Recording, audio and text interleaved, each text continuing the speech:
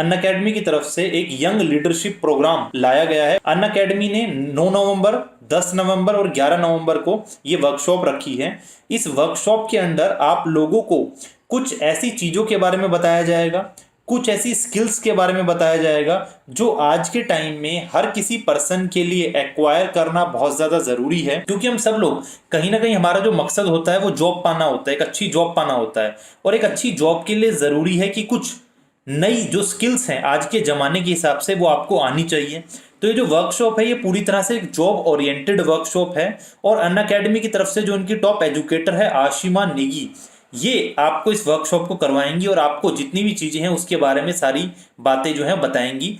और जो इनका खुद का एक्सपीरियंस रहा है, जो पॉजिटिव स्टेप आप अपने करियर में आगे ले सकते हैं, उन सब चीजों के बारे में आपको इन्फॉर्म करेंगी। तो याद रखिएगा, नवंबर 9, 10 और 11 को ये वर्कशॉप कंडक्ट होने वाली है।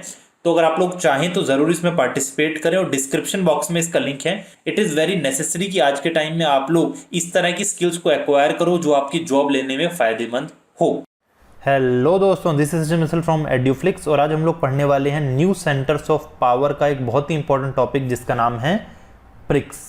जी हाँ, ये जो टॉपिक है ये 2020 में रिसेंटली ऐड हुआ है और ये टॉपिक काफ़ी इंपॉर्टेंट भी है क्योंकि इंडिया जो है ब्रिक्स का एक मेंबर है और ब्रिक्स आज के टाइम में एक इम्पोर्टेंट ग्रुप बन के दुनिया के सामने आया हुआ है। तो जानते हैं ब्रिक्स किस चीज़ से बना है, कौन कौन से देश हैं ब्रिक्स के अंदर और ब्रिक्स का मकसद क्या है, यानी ऑब्जेक्टिव क्या है ब्रिक्स को बनाने का।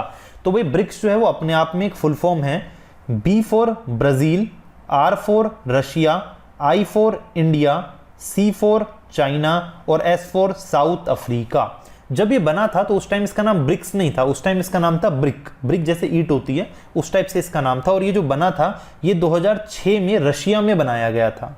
बाद में क्या हुआ, बाद में साउथ अफ्रीका इसमें ऐड हुआ। कब हुआ? 2009 में। तो इसका पूरा नाम क्या हो गया? इसका पूरा नाम हो गया ब्रिक्स, यानी लास्ट में S लगा दिया गया और इसका पूरा नाम हो गया ब्रिक्स। तब से अभी तक ब्रिक्स ही है और इसमें सिर्फ ये 5 देश ही शामिल हैं। अब भाई ब्रिक्स का ऑब्जेक्टिव क्या है, क्यों बनाया गया ब्रिक्स, ब्रिक्स का मकसद क्या था? तो भाई जो ऑब्जेक्टिव है ब्रिक्स का वो क्या है? To cooperate and distribute mutual economic benefit. देखिए आज के टाइम में जितने भी रीजनल ऑर्गेनाइजेशन हैं, जितने भी वैसे ग्रुप हैं, चाहे आप G8 की बात करो या आप G20 की बात करो, ये जितने भी ग्रुप बनाए गए हैं इन सब ग्रुपों का एक ही मकसद होता है और वो है इकोनॉमिक बेनिफिट। आज के टाइम में पूरी दुनिया इकोनॉमिक बेनिफिट के लिए ही काम कर रही है। ये जो 5 देश हैं जो अलग अलग एरिया से हैं, अगर हम ब्राज़ील की बात करें तो ब्राज़ील आपका साउथ अमेरिका से है। रशिया की बात करें तो एशिया और यूरोप दोनों में ही पड़ता है रशिया। अगर हम इंडिया की बात करें तो प्योरली एशिया से है। चाइना की बात करें तो एशिया से है। साउथ अफ्रीका की बात करें तो अफ्रीकन कॉन्टिनेंट से ये आता है। तो इतनी डाइवर्स जगहों से देश आए हुए हैं सारे के सारे। इनका मकसद क्या है एक साथ आने का? इनका मकसद है ताकि हम लोग इकोनॉमिक बेनिफिट कर सकें एक दूसरे का। लेकिन इसके अलावा क्या होता है कि ग्रुप जब बनाए जाते हैं तो उनके मकसद को पूरा करने में एक चीज बीच में टांग अड़ाती है और वो क्या अड़ाती है कि भाई आपस में जो देशों के संबंध होते हैं, जैसे आप लोग जानते होंगे इंडिया और चाइना के संबंध ज्यादा अच्छे नहीं है ना। तो इंडिया और चाइना जैसे देश आपस में ना लड़े इसलिए इसमें एक चीज और दी हुई है। वो क्या दी हुई है? वो दी हुई है non interference in the internal policy of each nation.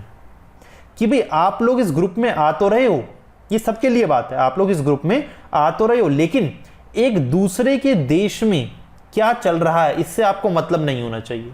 आप क्या करोगे? आप दूसरे के देश की इंटरनल पॉलिसीज में इंटरफेयर नहीं करोगे।